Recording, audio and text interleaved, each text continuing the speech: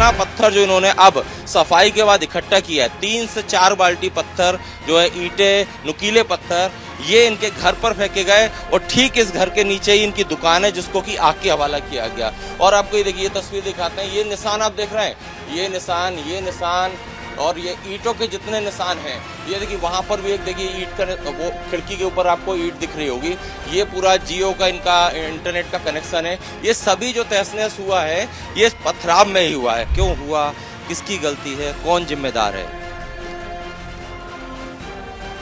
बहुत बोल बोल के थक गया हूँ मैं इस टॉपिक को। मैं खुद इसका चश्मदीद हूँ। मेरे सामने ये घटना शुरू हुई है और नारे लगे हैं या मस्जिद की बदतमीजी हुई है, उसके बाद ये कहानी हुई।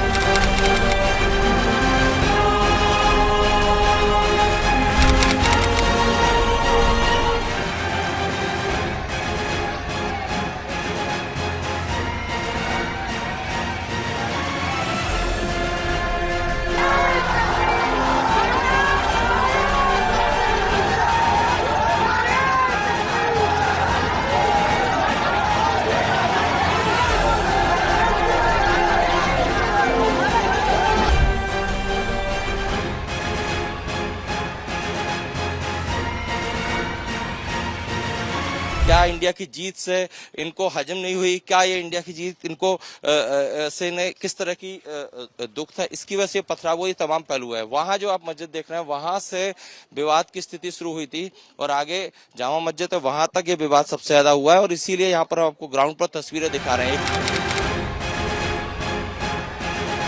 क्यों हुआ, किसकी गलती है, कौन जिम्मेदार है? बहुत बोल बोल के थक गया हूँ मैं इस टॉपिक को। मैं खुद इसका चश्मदीद हूँ। मेरे सामने ये घटना शुरू हुई है और नारे लगे हैं या मस्जिद की बदतमीजी हुई है, उसके बाद ये कहानी हुई।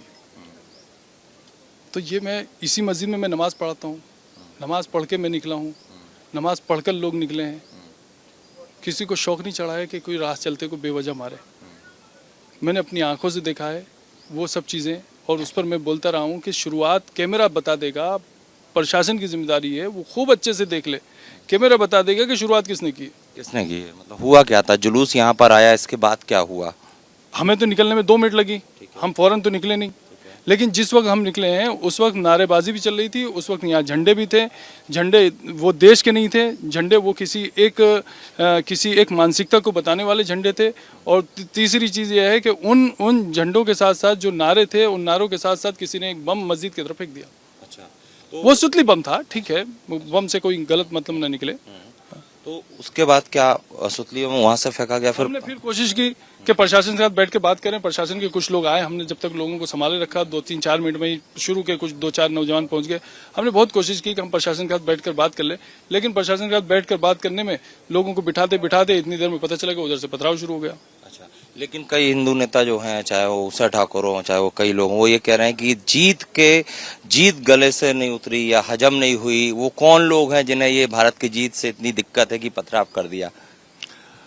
उषा जी वहाँ बैठी हैं, मैं मौके पे हूँ, मैं चश्मदीद हूँ, वो वहाँ से बोल रही हैं। अब इसका क्या जवाब दूं मैं, बताओ। और ये सिर्फ उषा जी का मसला नहीं है, देश में बहुत सारे लोगों का ये मानसिक मसला है कि उनको मुसलमान देश विरोधी नजर आता है।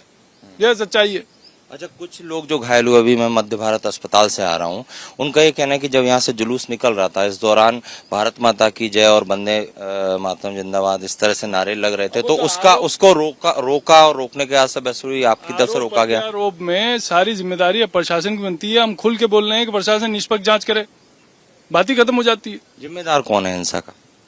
मैं वही तो कहना चाह रहा हूँ, प्रशासन। अब मैं तो बोल रहा हूँ कि मुसलमान जिम्मेदार नहीं है, आप मुझसे बार बार पूछे जा रहे हैं जिम्मेदार कौन है, दूसरी तीसरी मर्तबा हो गया। मेरा ये कहना है कि आप प्रशासन तय कर देना कौन जिम्मेदार है। अच्छा, लेकिन एक आपने बात कही कि शुरुआत पथराव आपकी तरफ से हुआ, आप ये मानते हैं? क्योंकि कई विजुअल है। नहीं, आपकी मीन्स मुस्लिम कम्युनिटी की तरफ से शुरू हुआ है पथराव, तो फिर तो पथराव दोनों तरफ से ही होना है भाई, हुआ है दोनों तरफ से, मैं तो बोल रहा हूँ, लेकिन शुरुआत वहां से हुई।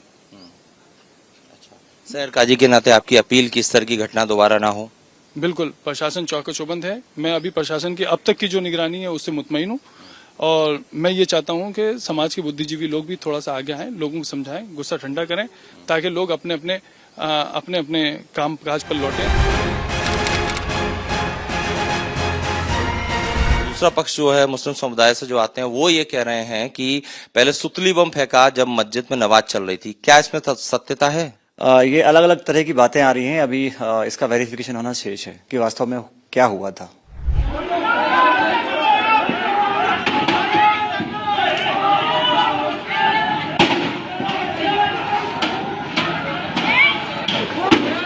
सर कल क्या एक्चुअल घटनाक्रम हुआ था? मैच जीतने के बाद किस तरह से यहाँ पर तनाव की स्थिति बनी?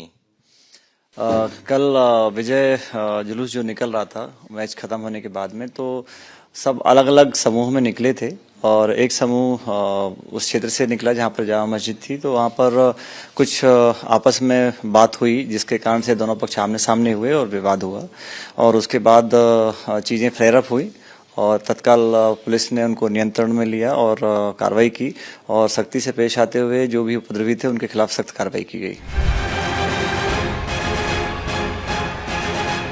सर अब तक कितने उपद्रवी जो हैं, पथराव करने वाले जो हैं, उनके खिलाफ एक्शन लिया है? कितने लोग गिरफ्तार कर लिए हैं? अभी पुलिस अभिरक्षा में लगभग 12-13 लोग हैं और उनके खिलाफ कार्रवाई की गई है और साथ में और भी अभी हमारी कार्रवाई लगातार जारी है।